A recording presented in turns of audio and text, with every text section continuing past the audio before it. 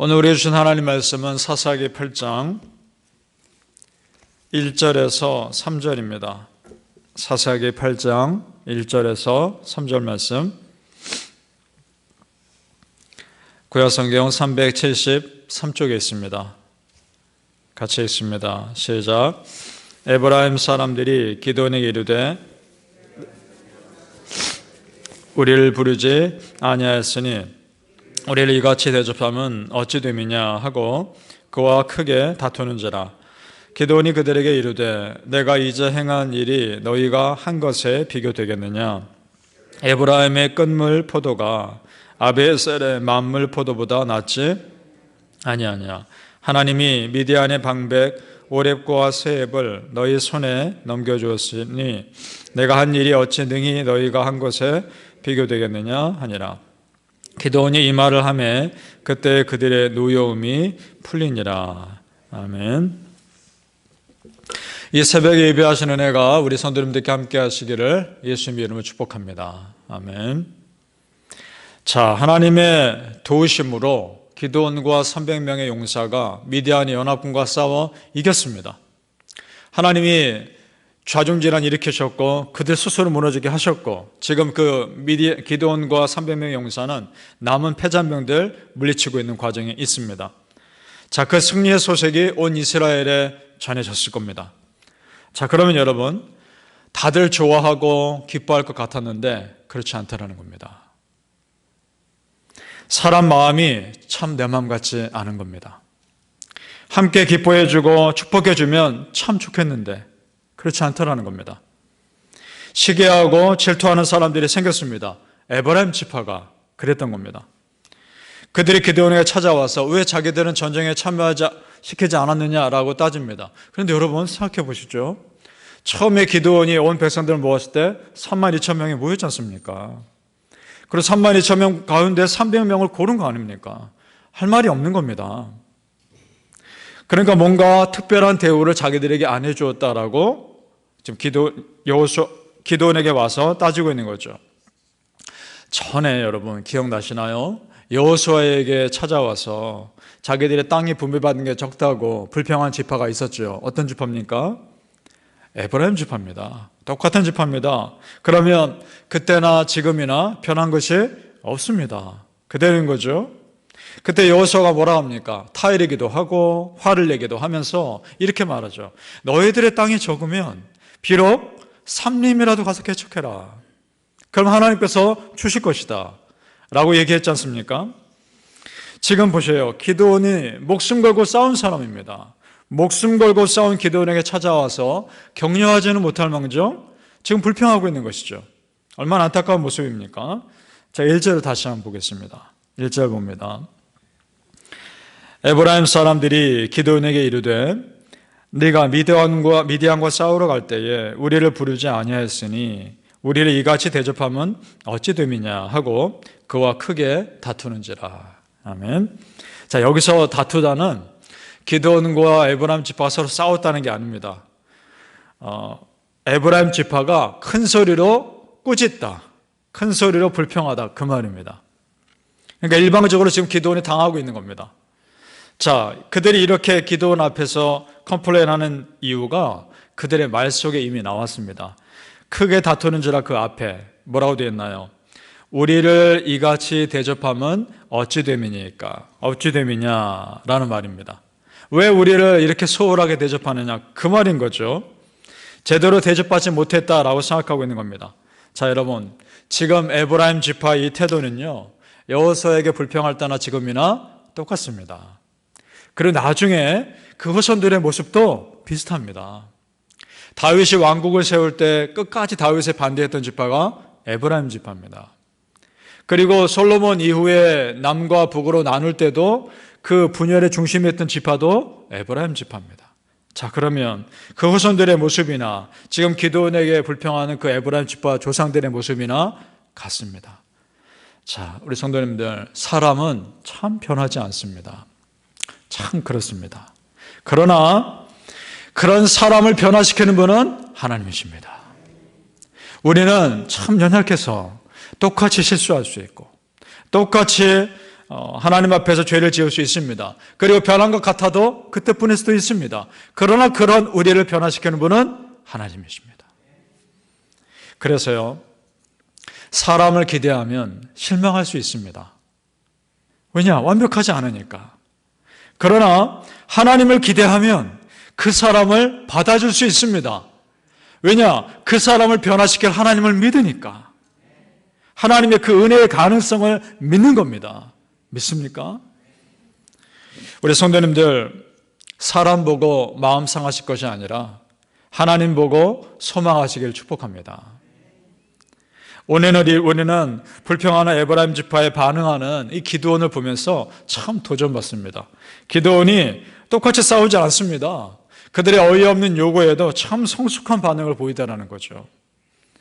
사실 할 말이야 기드온이 더 많지 않겠습니까? 자, 기드온이 어떻게 반응했나 보죠.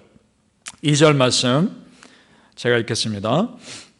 기드온이 그들에게 이르되 내가 이제 행한 일이 너희가 한 것에 비교되겠느냐? 에브라임의 끝물 포도가 아비에셀의 만물 포도보다 낫지 아니하냐? 아멘. 자, 이게 무슨 말입니까? 내가 한 건 아무것도 아니다. 아직 여러분이 할 일이 남아 있습니다. 아직 남아 있으니까 마무리를 여러분이 해 주십시오. 그것이 더 위대하지 않겠습니까? 참 이렇게 사람을 마음을 푸근하게 해주고 그들을 세워주고 있지 않습니까? 여러분, 이렇게 반응하기가 쉬운 거 아닙니다. 기드온은 참 성숙한 사람이었습니다. 실제로 여러분, 누가 더 고생했습니까? 기드온 아닙니까? 지금 에브라임 지파가 기드온을 오히려 그들이 이렇게 대접하면 안 되는 겁니다. 그럼에도 기드온은 그 대접받기를 다 포기한 겁니다. 한마디로 기드온은 자기 기득권을 포기하는 겁니다. 왜냐? 하나님 영광을 위해서. 하나님 영광을 위해서 기득권 포기할 수 있는 겁니다. 지금 이 에브라임 지파와 기드온 사이의 갈등은 어떻게 보면 기득권 싸움입니다. 에브라임 지파는 이스라엘 내에서 우선권을 계속 주장하고 싶었던 것이고, 기드온은 실질적인 전쟁의 승리자로서 할 말이 있었겠죠. 그런데 다 내려놓습니다. 만약 그들이 똑같이 부딪혔다면 이 놀라운 전쟁에 승리하게 하신 하나님의 영광은 가려졌을 겁니다. 이것이 우리에게 도전이 됩니다. 여러분, 지금 우리는요, 마지막 시대를 살고 있는 겁니다. 정말 영적으로 봤으면 좋겠습니다. 이 마지막 시대에 내 기득권 주장하는 게 무슨 소용이 있습니까? 그렇지 않습니까? 하나님의 영광을 위해서라면 기꺼이 포기할 수 있는 겁니다. 그리고요, 지금 보세요. 기드온이 기득권 포기하니까 싸움이 일어나지 않습니다. 맞습니다. 한쪽이 포기하면 되는 겁니다. 하나님 영광을 위해서, 더 큰 것을 위해서. 그러니까 기드온은 무엇이 중요한지 아는 사람이었던 겁니다. 자, 베드로전서 5장 8절에 보니까 이런 말씀이 있습니다. 근신하라, 깨어라. 너희 대적 마귀가 오는 사자같이 두루다니며 삼킬 자를 찾나니. 아멘. 지금이 그때입니다. 여러분, 깨어 있으시길 바랍니다. 에베소서 6장에 보니까 또 이런 말씀이 있습니다. 우리의 씨름은 혈과 육을 상대하는 것이 아니요 통치자들과 권세들과 이 어둠의 세상 주관자들과 하늘에 있는 악의 영들을 상대함이라. 아멘. 우리의 싸움은 눈에 보이는 사람들이 아닙니다.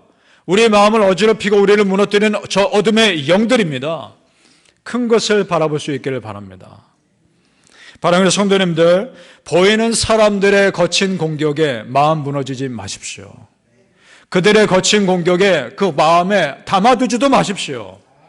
여러분이 정말 쏟아야 할 영적인 일에 온 마음 다 쏟으시기를 예수님 이름으로 축복합니다. 아멘. 더 큰 일이 있는 것입니다. 이제 모든 것이 다 마치고 평화가 찾아왔습니다. 이때 사람들이 고생한 기드온을 세워주려 합니다. 왕으로 삼으려 합니다.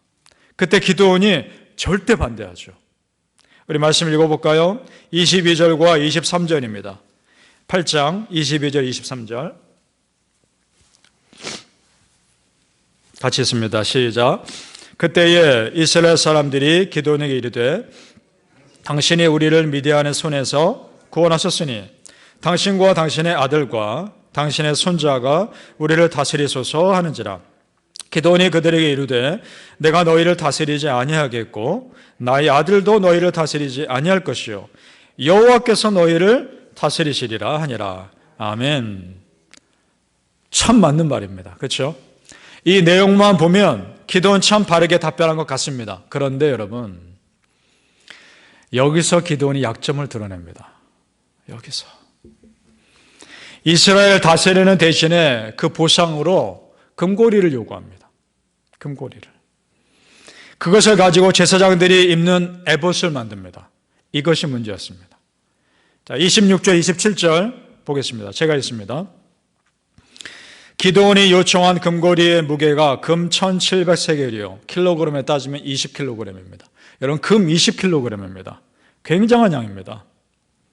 그 다음 27절에 기드온이 그 금으로 에봇 하나를 만들어 자기의 성읍 오브라에 두었더니 온 이스라엘이 그것을 음란하게 위하므로 그것이 기드온과 그의 집에 올무가 되니라. 아멘. 에봇은요, 제사장이 입는 옷입니다. 제사장이 조끼처럼 이렇게 걸치고 입는 옷이고 앞에 12개의 보석이 박혀 있습니다. 그것을 가지고 우림과 둠밈이라는 방식, 일종의 제비뽑기 비슷한 방식인데 그것을 하나님의 뜻이 무엇인가를 가릴 때 썼던 옷입니다. 그것을 자기가 만든 겁니다. 그리고 그것을 자기 집에 놔두니까 어떻게 쓰여졌겠습니까? 마치 점치는 도구로 쓰이지 않았겠습니까? 그것이 또 하나의 우상 숭배가 됐다는 겁니다. 자, 그럼 이해가 안 되죠. 그 신실해 보이는 사람이 어떻게 이런 분별력 없는 행동을 했을까? 참 그런 의구심이 듭니다. 이해가 안 됩니다. 이것이 오늘 우리에게 주는 메시지라는 겁니다. 무슨 말이냐? 사람들이 기드온을 공격할 때 그는 정말 깨어 있었습니다. 그런데 사람들이 기드온을 공격하는 것이 아니라 오히려 그의 편에 서서 그를 높이려 할 때 그 약점이 드러나더라는 겁니다. 여러분, 사단이 우는 사자의 모습으로 우리를 공격할 때는 오히려 깨어 있을 수 있습니다. 공격이 너무나 분명하니까. 그렇죠? 그런데 광명의 천사의 모습으로 그럴듯하게 나에게 다가올 때는 내가 오히려 너무나 쉽게 무너질 수도 있다는 것입니다. 분별하시길 바랍니다. 사사기 8장 31절을 보시기 바랍니다. 그 힌트가 나옵니다. 31절에 오늘 8장 같이 읽어보죠. 시작. 세겜에 있는 그의 첩도 아들을 낳았으므로 그 이름을 아비멜렉이라 하였더라. 아멘. 이게 왜 힌트냐? 기드온이 아들을 낳고 이름을 지었는데 아들 이름이 아비멜렉입니다. 아비멜렉의 뜻이 내 아버지는 왕이다 라는 뜻입니다. 자기가 아들을 낳고 자기 아들 이름을 짓는데 그 아들 이름이 내 아버지는 왕이다 라는 겁니다. 무슨 말입니까? 사람들 앞에서는 왕이 되기를 거부하는 척 했으나 실제 속마음은 왕이 되고 싶었던 겁니다. 그런 마음이 있었던 것이죠.